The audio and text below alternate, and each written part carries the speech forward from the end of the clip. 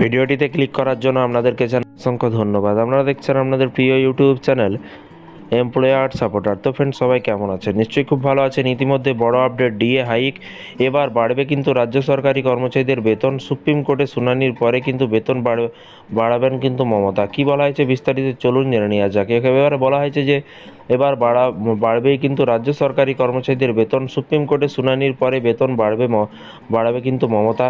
এর পাশাপাশি বলা হয়েছে ডিএ মামলা চলছে সুপ্রিম কোর্টে, আগামী 25শে মার্চ রয়েছে শুনানি। এর মধ্যেই কিন্তু 4% ডিএ বাড়িয়ে রাজ্য সরকার,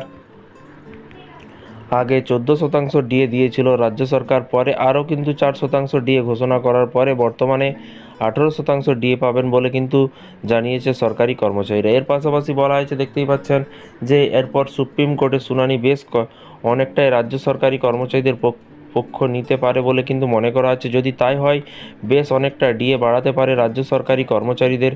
এবং কেন্দ্রের সঙ্গে মমতা সরকারের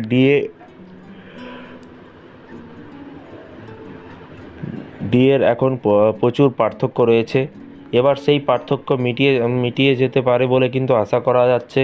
সবটাই নির্ভর করছে সুপ্রিম কোর্টের শুনানির ওপরে। শুধু শুনানির অপেক্ষায় সকলেই কিন্তু আছে। অন্যদিকে সপ্তম বেতন কমিশন গঠনের সময় হয়ে গিয়েছে এই রাজ্যে। সপ্তম বেতন কমিশন বসালে এক ধাক্কায় বেশ অনেকটাই বেতন বেড়ে যেতে পারে বলে কিন্তু সরকারি কর্মচারীদের খবর। রাজ্য শেষ বেতন কমিশন গঠন হয়েছিল 2015 সালে। সেই মতো প্রায় 10 বছর পরে 2025-এ বেতন কমিশন গঠন করা উচিত।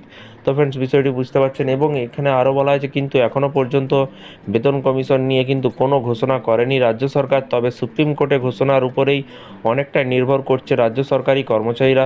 এবং সময়ে কিন্তু ভোট, তার আগেই সরকারি কর্মচারীদের মুখে হাসি ফোটাতে পারেন মমতা বন্দ্যোপাধ্যায়। সব মিলিয়ে বেতন কিছুটা বাড়াবে বলে কিন্তু আশা রয়েছে সরকারি কর্মচারীদের। তো ফ্রেন্ডস, বিষয়টি বুঝতে পারছেন। এই ছিল আজকে একটি ছোট্ট আপডেট।